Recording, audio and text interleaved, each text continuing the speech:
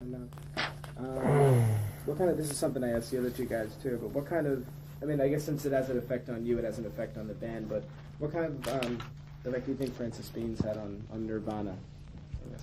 On the band? Yeah. I mean, she said, and it sounds strange to say that, but she's had an effect on you, obviously, so does it change the way you work at all? And I don't necessarily mean in a bad way, but does it kind of alter the way you go about things? Or? I don't know how Frances has affected the band, other than she amuses everybody backstage when she's on tour with us. Everyone loves to have her around. I don't know, since I haven't had a stomach problem and I've had a child and I'm married now, you know, I mean, I'm sure I'm a lot easier to deal with, you know. I'm not as grumpy as I used to be. So, I don't know, I just think our morale is at its best right now, you know.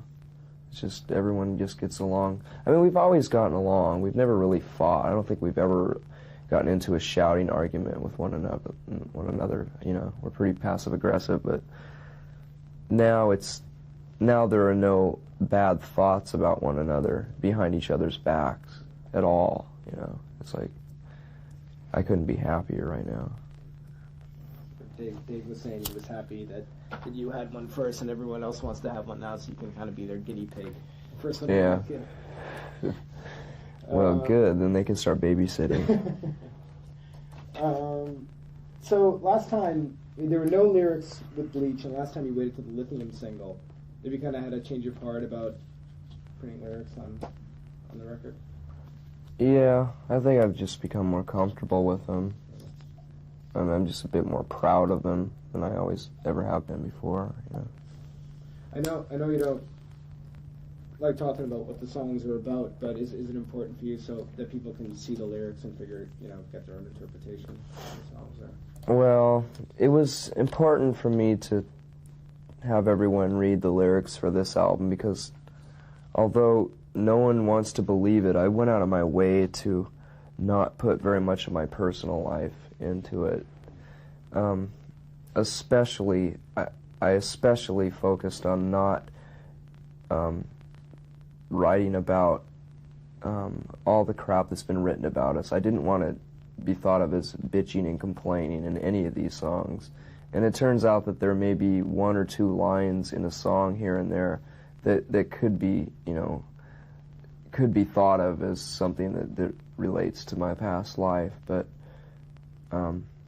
I swear to God, brother, it's really not that as much as it seems, you know. I've read a few reviews, and it's just, people went completely overboard, you know. My favorite inside source, you know.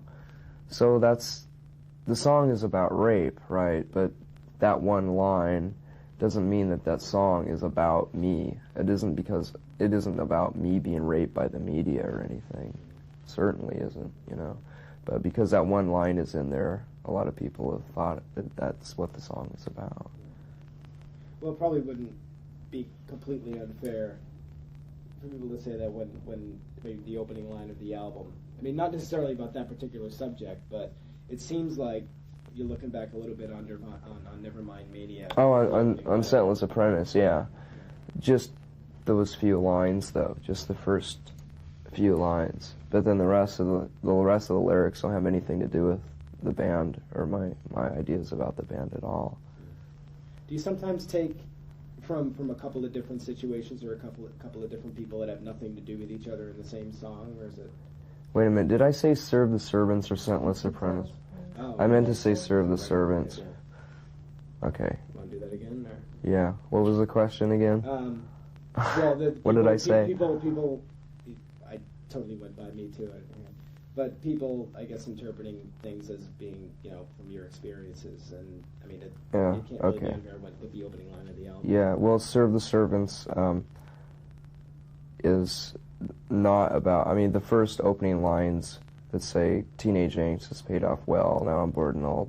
That is certainly about, you know, my ideas about grunge rock and what I've experienced in the last few years. But the rest of the song isn't about that at all. It completely changes the subject, you know.